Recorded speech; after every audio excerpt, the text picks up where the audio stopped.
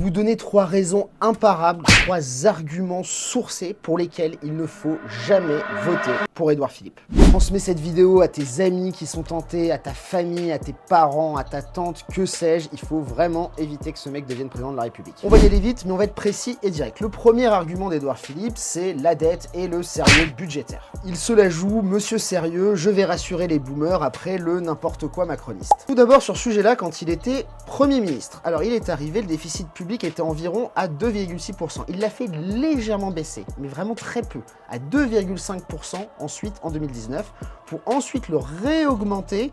C'était des jeux comptables avec la réintégration du CICE, je vous en passe, mais il n'a pas vraiment fait baisser le déficit public quand il était à Matignon. Et là, je ne vous parle même pas des débuts du Covid avec le quoi qu'il en coûte, où on est passé à plus de 9% de déficit. Alors là, il n'est pas responsable de tout. Ensuite, c'était Jean Castex, mais quand même, il avait bien lancé la machine à chèques. C'est vraiment le classique des hauts fonctionnaires français. Quand je suis pas aux affaires, je suis le mec sérieux, la rigueur, etc. Et puis quand je suis aux affaires, je sors le carnet de chèques pour acheter la paix sociale. Le deuxième argument, on va aller vite parce que c'est un bilan zéro, nul. C'est sur l'immigration et l'insécurité. Vraiment, bilan catastrophique. Toujours autant d'entrées, une loi asile-immigration totalement bancale, et puis surtout l'événement principal, c'était le presque limogeage. Alors c'était une démission de Gérard Collomb, mais cet affront qu'il lui a fait en le faisant attendre des plombes devant le ministère de l'Intérieur avant de prendre sa place, une inaction totale sur ce sujet-là, donc on ne peut vraiment pas lui faire confiance. Enfin, le dernier point, le point sur lequel moi je suis un peu fâché, c'est sur le mix énergétique de la France. C'est quelqu'un qui voulait faire passer la France à un équilibre entre les énergies renouvelables